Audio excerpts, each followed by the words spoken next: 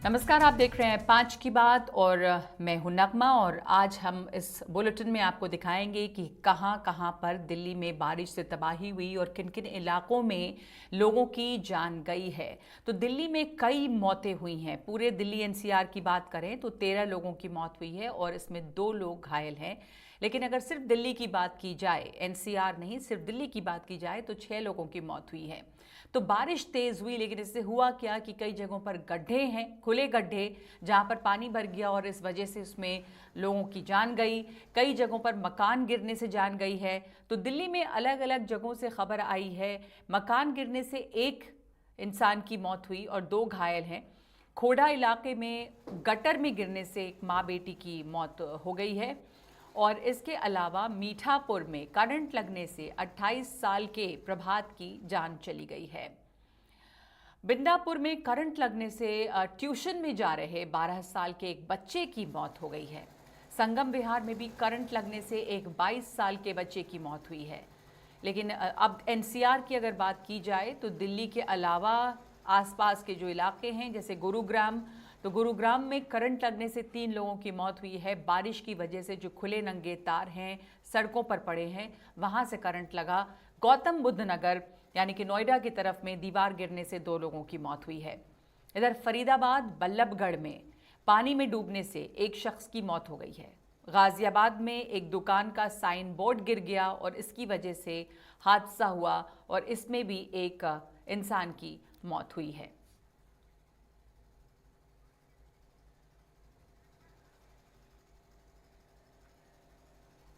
तो अलग अलग जगहों से खबरें आई हैं। कल बारिश जो है वो काफ़ी ज़्यादा हुई है दिल्ली एनसीआर में, और कल सभी जगहों पर बारिश हुई है।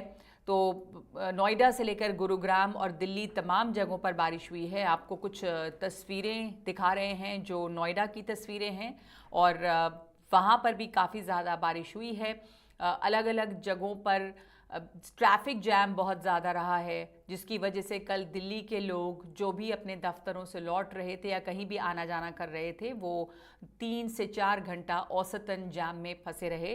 बारिश ज़्यादा हुई है, लेकिन साथ साथ ये भी कि जो अर्बन इंफ्रास्ट्रक्चर है, जिस तरह की सड़कें होनी चाहिए, जहाँ पर जो चीज़ काम करनी चाहिए, जैसा ड्रेनेज होना चाहिए, वो नहीं है, जिसकी वजह से सड़कों पर पानी लगता है, लोग गड्ढे में गिरे हैं, करंट लगा है क्योंकि बिजली के नंगे तार खुले होंगे। हमारे साथ मानसी जुड़ रही हैं, मेरी सहयोगी, हमारी संवाददाता। मानसी, आपने तो ये देखा अलग अलग जगहों पर, कई जगहों पर लोगों की मौत हुई, आप उन जगहों पे भी गई हैं और आपने उस परिवार से भी बातचीत की है। क्या हाल था वहाँ पर? दिल्ली, सिर्फ दिल्ली की बात की जाए तो 6 लोगों की मौत हो गई है। अब तो आप बताएंगी आपने सड़कों पर क्या देखा? नगमा, बारिश की वजह से जो बीती रात बारिश हुई है उसके बाद कई सारे ऐसे इलाके हैं जो जलमग्न हो गए थे, कई जगह पानी भर आया था। और अगर बात मैं करूं गाज़ीपुर की, तो गाज़ीपुर की जो खोड़ा कॉलोनी है वहां पर एक 23 साल की युवती की मौत हो गई और उसके साथ ही उसके एक 3 साल के बेटे की भी मौत हुई है। वहां पर एक नाला था जो बारिश के पानी की वजह से काफ़ी ज़्यादा भर गया था। उस नाले में गिरने की वजह से जो है माँ और बेटे दोनों की मौत हुई है। माँ की उम्र 23 साल है और बेटे की उम्र 3 साल है। और आज जब मैं वहाँ पे गई तो वहाँ के स्थानीय लोगों से मेरी बात हुई थी। स्थानीय लोगों ने मुझे ये बताया कि वो जो नाला है उसका निर्माण कार्य पिछले 2.5 से 3 महीने से वहाँ पर चल रहा था, लेकिन फिर भी उस नाले को बंद नहीं किया गया। ऐसे पहले भी कई सारे मामले सामने आए हैं जिसमें उसी नाले में कई लोग गिरे हैं, कई मवेशी भी उसमें बहे हैं। स्थानीय लोगों ने मुझे ये बताया और साथ ही मैंने वहाँ पर उनके परिवार वालों से भी बात की थी। परिवार वालों का भी ये कहना है कि जब ये हादसा हुआ तो हादसे के बाद जब पुलिस कंट्रोल रूम को इस चीज़ की जानकारी दी गई थी तो पुलिस वहाँ पर मौके पर पहुँची, लेकिन उनके पास रेस्क्यू के लिए पर्याप्त इक्विपमेंट्स नहीं थे। और उसके बाद जो है रेस्क्यू ऑपरेशन में करीब 3 घंटा लगा है। 7:30 से 8 बजे का ये मामला है, लेकिन रेस्क्यू जो हुआ है वो करीब 11 बजे के करीब हुआ, जिसके बाद जो माँ और बेटा है उनको अस्पताल ले जाया गया और वहाँ पर उन्होंने मृत घोषित कर दिया। वहाँ के लोगों का ये कहना है कि डीडीए और एमसीडी की ये आपस में लड़ाई है। एमसीडी कहती है कि जो नाला है वो डीडीए बना के देगा, वहीं दूसरी ओर डीडीए कहता है कि एमसीडी बना के देगा। लेकिन वही जो इलाका है वो गाजीपुर जो बॉर्डर है वो यूपी बॉर्डर पर भी आ जाता है, तो एक लड़ाई वहाँ पर राज्यों की भी हो गई है। यूपी का इलाका जो है वहाँ के लोग जो है काफ़ी ज़्यादा परेशान है। वो कहते हैं कि हमें वो नाला बना के दिया जाए, उसके ऊपर उसको कवर करके दिया जाए। लेकिन यूपी सरकार कहती है कि ये ज़िम्मेदारी दिल्ली सरकार की है, दिल्ली कहती है कि ये ज़िम्मेदारी यूपी सरकार की है। लेकिन इसके जो इस चीज़ का जो खामियाजा है, ये वहाँ के जो स्थानीय लोग हैं वो भुगत रहे हैं, क्योंकि कल ही ये हादसा हुआ है और एक 23 साल की युवती ने अपने 3 साल के बेटे के साथ अपनी जान गंवाई है। नगमा जी, एक युवती ने अपने बच्चे के साथ जान गंवाई है। मानसी, आपका बहुत धन्यवाद। बहुत अफसोसनाक खबरें आ रही हैं दिल्ली से। बारिश का मौसम है, बारिश होनी है, लेकिन जो शहर है हमारे वो तैयार नहीं है कि वो बारिश को झेल पाएँ। जगह जगह पे वाटर लॉगिंग होती है। हाँ, ये ज़रूर है कि कहीं कोई पेड़ गिरा या साइन बोर्ड गिरा, उससे हादसा हो सकता है, लेकिन गड्ढे में, खुले गड्ढे में गिरना, अब क्योंकि वहाँ पे जल भराव हो गया है और सड़कों पर गड्ढे खुले हुए हैं, तो सवाल यही उठता है कि क्या इसके पहले ये तैयारी, या समझ में नहीं आता है कि गड्ढे खुले नहीं होने चाहिए। मॉनसून का ये मौसम है। दूसरे ये भी कि जो करंट लगने से मौतें होती हैं, वहाँ पर भी बिजली के तार अगर रोड पे होते हैं खुले, तो करंट इससे लगेगा। अब आपको बताते हैं कि ये जो बारिश की तबाही है वो तमाम जगहों पर हुई है, न सिर्फ दिल्ली में, अलग अलग राज्यों में हुई है। तो अब उत्तराखंड की बात करें। उत्तराखंड में बारिश से जुड़ी घटनाओं में बीते 24 घंटों में 10 लोगों की मौत हो गई है। नैनीताल जिले में भारी बारिश की वजह से एक बच्चा पानी में बह गया है। देहरादून जिले में 2 लोगों की नाले में बहने से मौत हो गई है और हरिद्वार जिले में 4 लोगों की मौत हुई है, 8 लोग घायल हैं। रुड़की में भी 2 लोगों की जान गई है और एक और मौत की भी खबर आई है उत्तराखंड से। तो हमारे साथ जुड़ गए हमारे सहयोगी किशोर रावत। किशोर, उत्तराखंड के अलग अलग इलाकों से भी बहुत दुखद खबरें आई हैं, कई मौतें हुई हैं, बारिश वहाँ पर काफ़ी तेज़ हुई है, लेकिन इनमें जो अलग जगहों से खबर आ रही हैं उसके और क्या जानकारी मिली है, अभी वहाँ क्या हालात हैं? क्योंकि बीते 24 घंटे में 10 लोगों की मौत हो गई है, कहीं कोई पानी में बह गया, कहीं नाले में बहने से मौत हुई है। तो वहाँ पे भी समस्या शहरों में ये है कि जो नाले वगैरह हैं उन पे तैयारी नहीं रहती है और इस वजह से इस तरह के हादसे भी होते हैं। तो स्थिति वहाँ पर कैसी है अभी, क्या तैयारियाँ दिखती हैं? बिल्कुल, अगर मौसम की बात करें और मानसून सीज़न है, और मानसून सीज़न जब भी उत्तराखंड में आता है कुछ ना कुछ तबाही ज़रूर लाता है। और पिछले जो जितने भी मानसून सीज़न गुजरे हैं कुछ ना कुछ घटनाएं घटी है। इस बार पिछले 24 घंटों से लगातार जो बारिश हुई है उसमें जिस तरीके से टिहरी के घनसाली और केदारनाथ का जो पैदल रूट है जिसमें लिंचौली, भीमबली, जंगल चट्टी और गौरीकुंड, ये तमाम जो इलाके यहाँ पर भारी बारिश से काफ़ी नुकसान हुआ है। केदारनाथ जो पैदल मार्ग है उसमें बादल फटने से और लैंडस्लाइड और बड़े बड़े बोल्डर्स आने की वजह से वो रास्ता पूरी तरह से वॉश आउट हो चुका है।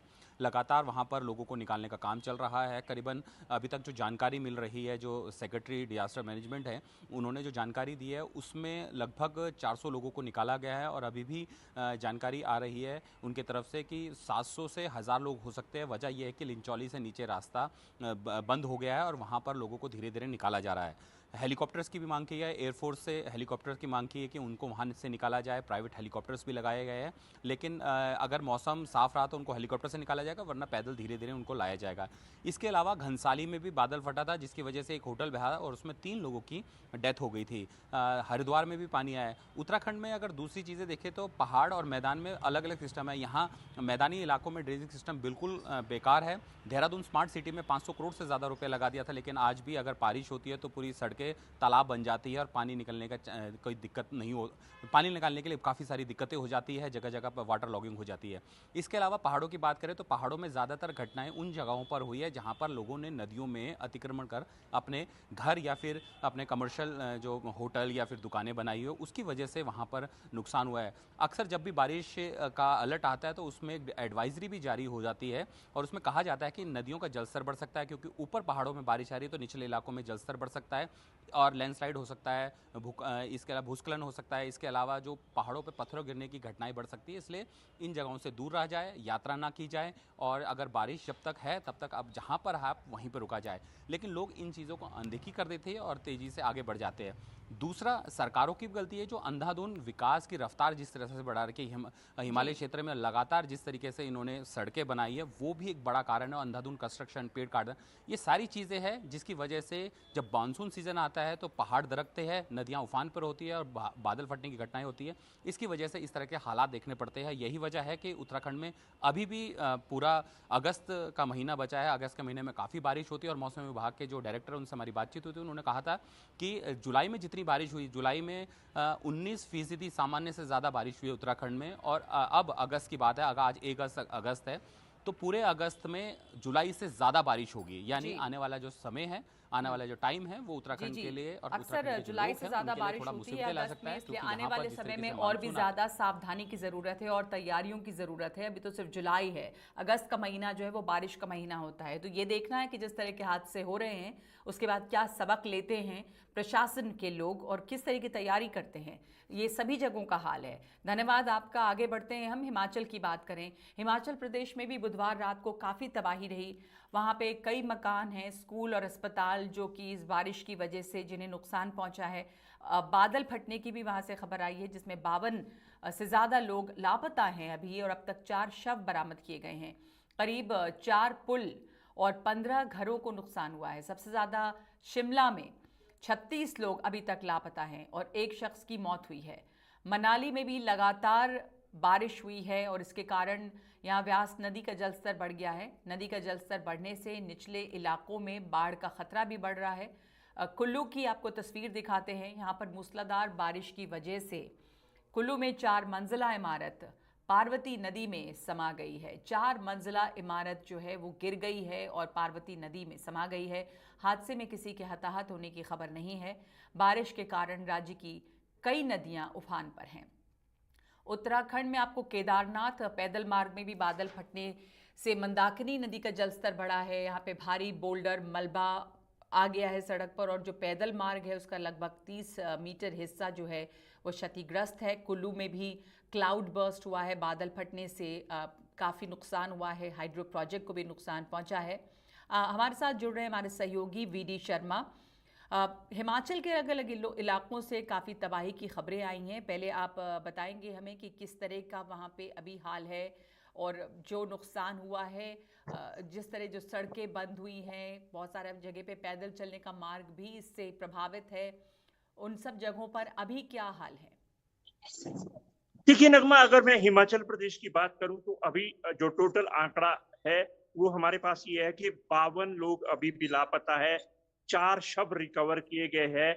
और मैं आपको बताऊं, अगर मैं अकेले रामपुर की घटना की बात करूं, जो शिमला के रामपुर में घटना हुई है, यहाँ 36 के करीब लोग लापता है और 2 शव अभी जो है थोड़ी देर पहले यहाँ से रिकवर हुए हैं। और इसी तरह से अगर मंडी के पदर की बात करूं तो मंडी के पदर से भी 2 शव निकले हैं। रेस्क्यू ऑपरेशन वहां दोनों जगह चल रहा है। और तीसरी घटना अगर मैं आपको से बात करूं तो ये कुल्लू में हुई है। कुल्लू के मलाना में हाइड्रो पावर प्रोजेक्ट है, वहां पर जो है उसमें उसके पास जो है बादल फट गया था। और इसके अलावा जो है ये जो विजुअल आप दिखा रहे हैं, बिल्डिंग कोलैप्स हो रही है, ये मणिकरण की घटना है। तो कुल मिलाकर जो है हिमाचल प्रदेश में बादल फटने की जो घटनाएं है वो करीब 5 घटनाएं हुई है। 5 घटनाओं में जो है 52 के करीब लोग अभी लापता है, 4 शव रिकवर हुए हैं। जहां तक रेस्क्यू की आप बात कर रहे हैं, रेस्क्यू लगातार चल रहा है। एनडीआरएफ जो है रेस्क्यू चला रहा है। आईटीबीपी को रेस्क्यू ऑपरेशन के लिए लगाया गया है। इसके साथ साथ अगर मैं आप आईटीबीपी रेस्क्यू ऑपरेशन भी चला रहा है। आपकी आवाज़ नहीं आ रही है अब हमारे तक वीडी शर्मा, तो आगे बढ़ते हैं। लेकिन हिमाचल प्रदेश में जो हालात बुरे हैं और अब ये देखना है कि रेस्क्यू ऑपरेशन तो हो रहा है, तो ये तमाम जो हैं वो हम प्रतिक्रिया है जो हुई है घटना, लेकिन उसके पहले की तैयारी बहुत ही कम रही है। आगे बढ़े, राजस्थान की बात करते हैं। राजस्थान के जयपुर में भी एक घटना सामने आई है जो बिल्कुल दिल्ली के राजेंद्र नगर जैसी घटना है। आपको याद दिला दें कि दिल्ली के राजेंद्र नगर में राउज आईएएस कोचिंग एकेडमी जो है उसके बेसमेंट में पानी भर गया था और उसमें मौत हो गई थी 3 स्टूडेंट्स की। अब यहाँ पर राजस्थान के जयपुर में भी एक ऐसी ही घटना सामने आई है जहाँ बेसमेंट में पानी भरने से 2 लोगों की और 1 बच्चे की मौत हुई है। तेज़ बारिश की वजह से मकान के पिछले हिस्से की दीवार जो है वो टूट गई और काफ़ी तेज़ी से वहाँ पे पानी का बहाव था। मकान में रह रहे जो लोग थे वो सो रहे थे और वहाँ पर अचानक पानी आने से अफरा तफरी हो गई। कुछ लोग मकान से बाहर आए, लेकिन 19 साल की पूजा और 4 साल की पूर्वी मकान के अंदर ही फंस गए। और इसके अलावा 22 साल का जो कमल था वो घर के से बाहर निकल गया, लेकिन मोबाइल लेने फिर से नीचे गया और फिर पानी की चपेट में आया। और इस हादसे में 3 लोगों की यहाँ पे मौत हो गई है इस वाटर लॉगिंग की वजह से। मुबारक खान हमारे साथ नहीं इस वक्त जुड़े हैं, हम अपने सहयोगी से भी बात करने की कोशिश कर रहे थे, लेकिन हम आगे बढ़ते हैं और आपको वायनाड की जानकारी देते हैं। तो वायनाड में एक हादसा हुआ है और लगातार यहाँ पर से खबर आ रही है लोगों के मारे जाने की। कुदरत का कहर है ये। लोकसभा में नेता प्रतिपक्ष राहुल गांधी और कांग्रेस महासचिव प्रियंका गांधी वाड्रा आज वायनाड पहुंची हैं और वहां पर उन लोगों ने पीड़ित परिवारों से मुलाकात की है। वायनाड में दरअसल एक लैंडस्लाइड हुआ, भूस्खलन, और उससे 291 लोगों की मौत हो गई है।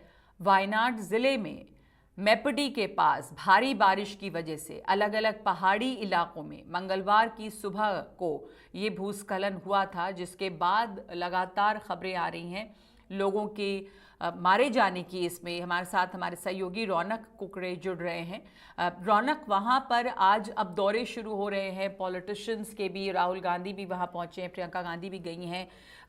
अब आप बताएं ये कि वहाँ पर से अब तक 291 लोगों की मौत की पुष्टि हुई है।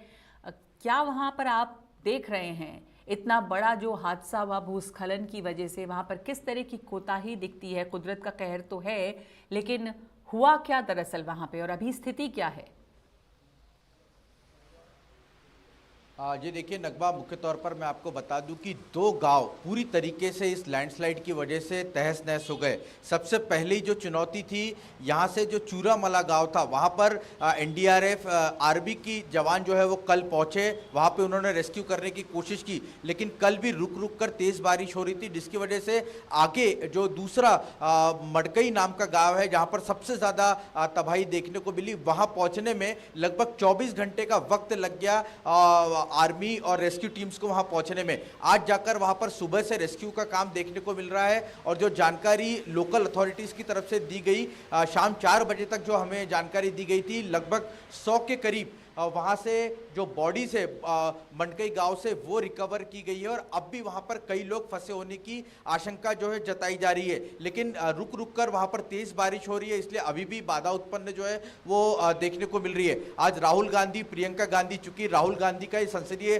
क्षेत्र भी रहा है, यहाँ के लोगों से उनका एक इमोशनल जुड़ाव रहा है, ऐसे में राहुल गांधी और प्रियंका गांधी दोनों ने आज इलाके का दौरा किया। उन्होंने आर्मी ऑफिसर से भी पूरे रेस्क्यू ऑपरेशन की जानकारी ली, अस्पताल में जो लोग जख्मी हैं उनसे मुलाकात की, उनका हालचाल जाना। और मुख्य तौर पर अगर बात की जाए तो यहाँ की जो सरकार है वो उन्होंने भी स्वयंसेवी संस्थाओं के साथ मिलकर ज़्यादा से ज़्यादा लोगों को वहाँ से रेस्क्यू करने का बहुत ही अच्छी तरीके से काम किया है, क्योंकि हम खुद फील्ड पर मौजूद थे, ग्राउंड जीरो पर हमने देखा कि बहुत ही डिसिप्लिन तरीके से जितनी सहयोग हो सके उतना यहाँ पर लोगों का करने की कोशिश राज्य सरकार की तरफ से की गई है। लेकिन ये जो आंकड़ा है डेथ का, वो टोल बढ़ सकता है और अब भी जो जानकारी मिल रही है लगभग 206 लोग जो है वो मिसिंग बताए जा रहे हैं, जिसमें बड़ी संख्या में टूरिस्ट भी शामिल है।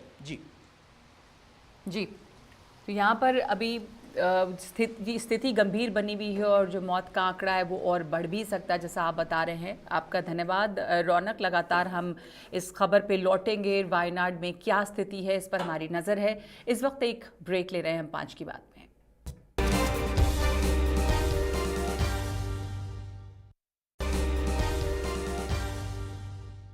राजस्थान के जयपुर में भी दिल्ली के राजेंद्र नगर जैसी ही एक घटना हुई है, जहां पर बेसमेंट में पानी आ गया है और उसमें 3 लोगों की मौत हुई है, एक युवक और युवती और उसके साथ साथ एक बच्चे की भी मौत इसमें हो गई है। हमारे साथ इस वक्त मुबारक खान हैं, हमारे सहयोगी। मुबारक, यहाँ पे जो ये हादसा हुआ है बहुत अफसोसनाक, किस तरह से ये बेसमेंट में पानी भर गया, वहाँ पे हुआ क्या, क्या पता चला है अब तक? जी बिल्कुल, देखिए बीते दिनों दिल्ली में भी एक ऐसी घटना सामने आई थी जहां 3 छात्र छात्राओं की बेसमेंट में पानी घुस जाने के चलते डूबने से मौत हो चुकी थी। और वैसी घटना राजधानी जयपुर में भी अब सामने आई है, जहां पर कल देर रात जो है बेसमेंट में पानी भर जाने के चलते, क्योंकि पिछले मकान की दीवार टूटकर बेसमेंट में पानी चला गया था और उसके चलते वहां पर जो परिवार रह रहा था करीब उस नीचे बेसमेंट में 15-16 लोग सुबह मौजूद थे जो कि सोए हुए थे। अचानक बेसमेंट में पानी आ जाने के चलते उन लोगों ने बाहर निकलने का प्रयास किया, लेकिन इसके बावजूद भी एक बच्चा, एक युवती और एक जो युवक है वो बाहर नहीं निकल पाया और पानी में फंसे होने के चलते डूबकर जो है उनकी मौत हो गई। एक बार फिर से बड़ा सवाल कहीं ना कहीं प्रशासन पे ये उठता है, क्योंकि हर बार प्रशासन अपनी तैयारियों को लेकर बड़े बड़े दावे करता है, लेकिन उन दावों की हकीकत जब बरसात होती है उस समय खुलने लग जाती है। ये जयपुर की ये कहीं ना कहीं ये जो घटना है वो उन प्रशासन के दावों की हकीकत खोलती हुई नजर आई। एक सेकंड मुबारक, यहाँ पर भी क्या बेसमेंट में लोग रह रहे थे? क्या वो बेसमेंट में जो कंस्ट्रक्शन था वो भी इलीगल था? जी बिल्कुल, देखिए निश्चित रूप से बेसमेंट जो था वो इंडस्ट्रियल इलाका था। खासकर अगर हम बात करें इस इलाके की, ये इंडस्ट्रियल इलाका था, मजदूर गरीब परिवार के लोग यहाँ रहते थे। लेकिन जिस मकान मालिक का ये घर था, ये इसने जो पुराने मकान थे इसके, उनके ऊपर एक मकान बनाया और जो कि बेसमेंट की श्रेणी में आ जाता है। हालांकि प्रशासन को इस बात का अंदाजा नहीं था कि इतना गहरा और डबल, एक तरीके से हम कह सकते हैं डबल बेसमेंट ये था, जहां पर ये पानी भरा गया और करीब 12-15 फुट का ये पानी इस मकान में भर गया था, जिसके चलते जो तीनों मौतें सबसे पहले तो यही कि जो कंस्ट्रक्शन वहां पे रहा वो पूरी तरह से गैर कानूनी है। मकान मालिक ने एक के ऊपर एक मकान बनाया और एक तरह से ये डबल बेसमेंट, जहां पानी तो आना ही था, वहां पे लोग रह रहे थे और इस वजह से ये मौतें हुई हैं। तो उम्मीद करेंगे जरूर कि हम लोग इस खबर पे बराबर बने रहें और यहाँ पर कोई कार्रवाई हो। जिस तरह के गैर कानूनी काम लगातार चल रहे हैं। आपका शुक्रिया हमें जानकारी देने के लिए मुबारक। और 5 की बात में इस वक्त एक ब्रेक ले रहे हैं हम।